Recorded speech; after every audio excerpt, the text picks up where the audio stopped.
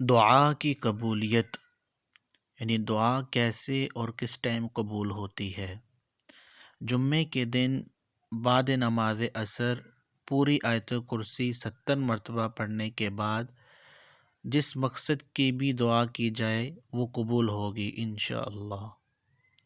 اللہ تعالیٰ کا نام کبیر المتعال، اس کے اعداد کے مطابق یعنی 773 مرتبہ پڑھ کر جو بھی دعا کی جائے قبول ہوگی۔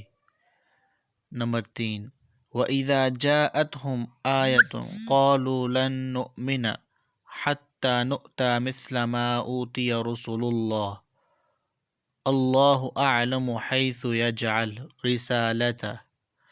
سورہ انعام کی آیت 124 میں لفظ اللہ دو جگہ اکٹھا ہے۔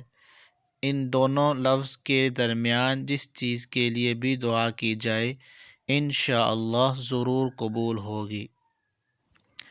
جمعرات کے دن نماز چاشت کے بعد 500 مرتبہ السمیع پڑھ کر دعا کی جائے تو دعائیں قبول ہوں گی۔